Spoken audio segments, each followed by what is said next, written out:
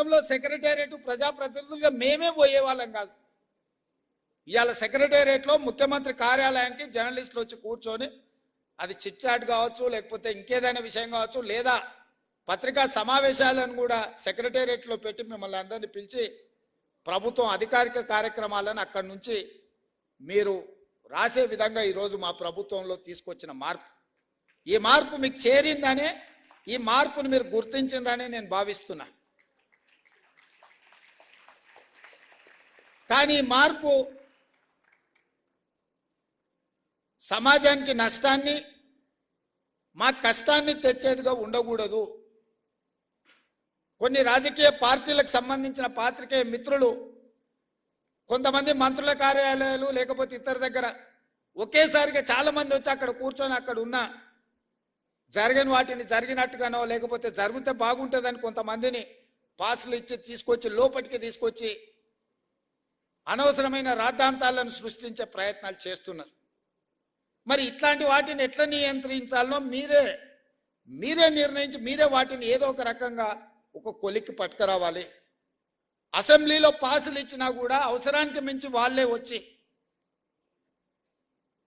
Press meet పెడితే కూడా గుర్తింపు పొందిన జర్నలిస్టులకు కుర్చీ దొరకదు. వాడు యూట్యూబ్ అంటాడు, వాడు ఆ ట్యూబ్ అంటాడు, వాడు యూట్యూబ్ అంటాడు, వాడు వచ్చి మొదటి సీట్లలో కూర్చుంటాడు. వాళ్ళు ఏం అడుగుతారో వాళ్ళకి మేము ఏం చెప్పాలో మాకు అర్థం కాదు. ఇది మాకే కాదు, మీకు కూడా. నాకు తెలిసి ఒకప్పుడు నేను చాలామంది జర్నలిస్ట్ మిత్రులు నాకు ఉన్నారు, సీనియర్ జర్నలిస్ట్ రాగానే లేచి కూర్చొచ్చి వీళ్ళు వెనక్కి పోయి కూర్చునేటోళ్ళు. మేము పత్రికా సమావేశం పెడితే కూడా ఒకవేళ డెస్క్ ఇన్ఛార్జ్లో లేకపోతే మీ దాంట్లో సీనియర్ జర్నలిస్టులు వస్తే, వేరే సంస్థకు సంబంధించిన జర్నలిస్ట్ వస్తే కూడా లేచి జూనియర్స్ లేచి ముందు వరుస వాళ్ళకి ఇచ్చి వీళ్ళు వెనక్కి పోయేటోళ్ళు. ఇప్పుడు విపరీతం ఎట్లయిపోయిందని అంటే అసలు కంటే కొసరోళ్ళది ఎక్కువైపోయింది. ఎవరిది ఏ ట్యూబో తెలుస్తలేదు మాకు. ఇక ఆ ట్యూబ్లో ఎక్కడికంటే అక్కడికి వెళ్ళిపోయి ఏది పడితే అది మాట్లాడితే అక్కడ ఉన్న ప్రజలు ఏమన్నా అంటే చూసిరా జర్నలిస్టుల మీద దాడి అని. జర్నలిస్ట్ అనే పదానికి డెఫినేషన్ ఏందో మీరు డిసైడ్ చేయండి. మేము ఎవరిని జర్నలిస్ట్గా చూడాలో మీరు చెప్పండి. ఎవడు దోస్తే వాడు ట్యూబ్ పెట్టుకొని ఆ ట్యూబ్లో పెట్టుకొని వాడు మెడలో పట్టేసుకొని మెడలో ఇది కట్టుకొని వాడు నేను ట్యూబ్కో జర్నలిస్ట్ అని బయలుదేరితే వాళ్ళు వివరించే విధానాన్ని బట్టి ప్రజలు వివరిస్తారు. ఏది పడుతుంది మధ్యలోనే అడ్డం దొడ్డం మాట్లాడి ఏదైనా ఏమన్నా అంటే చూసిరా జర్నలిస్టుల మీద. సో ఈ విధానానికి ఎక్కడో ఒక దగ్గర పులి స్టాప్ పెట్టాలి. దీన్ని ఆలోచన చేయాల్సింది మీరే.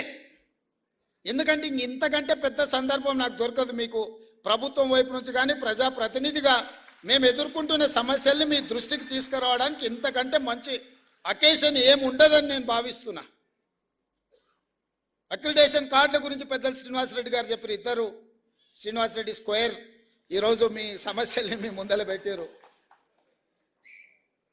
నిజమైన జర్నలిస్టును ఒక్కరిని కూడా అగౌరవపరచాలన్న ఆలోచన కానీ, వాళ్ళకి అక్రిడేషన్ కార్డులు కానీ, ఆరోగ్య భద్రత కార్డు కానీ, ఇంటి పట్టాల విషయంలో కానీ మీకు ఎలాంటి నష్టం జరగకుండా చూసే బాధ్యత ఈ ప్రభుత్వం అని చెప్పి నేను మీకు మాట ఇస్తున్నా.